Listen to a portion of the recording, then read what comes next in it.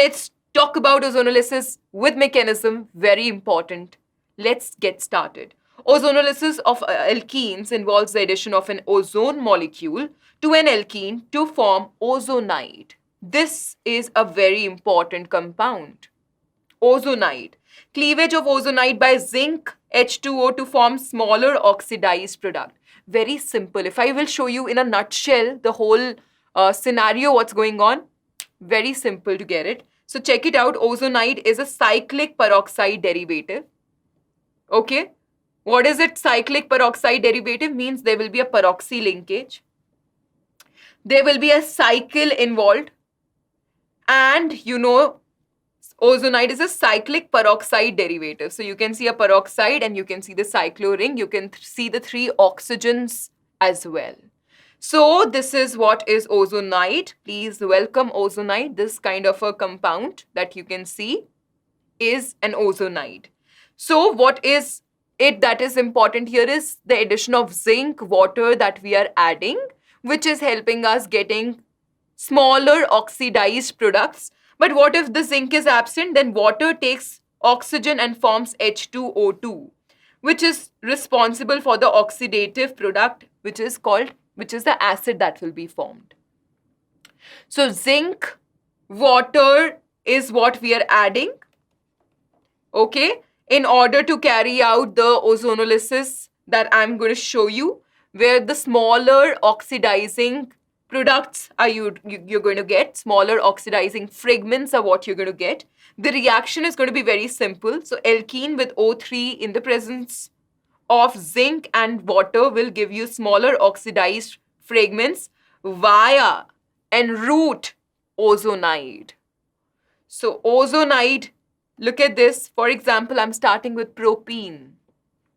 Add O3, you can see that this is how what we get, this propene ozonide.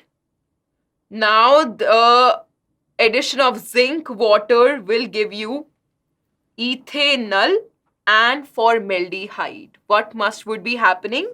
Break the double bond, put 2 oxygens. Here, further, when we are adding zinc water, the further oxidation is not happening. Okay? So I want you to see it once again when I'm talking about, let's say, this particular alkene, put 2 oxygens like this, do the ozonolysis, we get a ketone and we get formaldehyde. Further, formaldehyde is not oxidized, unlike what we saw in the case of acidic KMNO4 or acidic K2Cr2O7. Right? There, formaldehyde was further getting oxidized.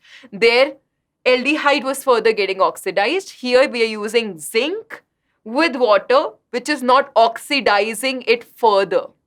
Yes, we are getting oxidized fragments, but they're not getting oxidized further. So ozonolysis mechanism is very important. Please check. O3 we are adding, right? So O3, the attack is happening such that on the double bond that you get this kind of a temple-like O3 molecule that is formed. And then you can see that there is some rearrangement that happens which gives us ozonide. And further, when we add zinc water, we are going to get the oxidized fragments here. The reaction can be simply understood. Get our axe of the ozonolysis. Simply cleave the double bond, put the 2 oxygens on the either side, right? Just like this. Get the axe, cut it, put the 2 oxygens in between. Simple. Sorted, right? Now I want you to take a look at all the different reactions once again. Let's do one thing. Cleave it, put the 2 oxygens. We get the 2 products, 2 oxidized fragments here. Cleave it, put the 2 oxygens. We get CH3CHO and HCHO. Zinc water is something that we are using. Be very careful with ozone. There might be other things that we may add, but here my focus right now is just on zinc water. Okay, aldehydes are not getting further oxidized. Okay, if there is a ketone, we are getting ketone. All that we have to do is just cleave the double bond and put the 2 oxygens and you're good to go. The answer will be ready.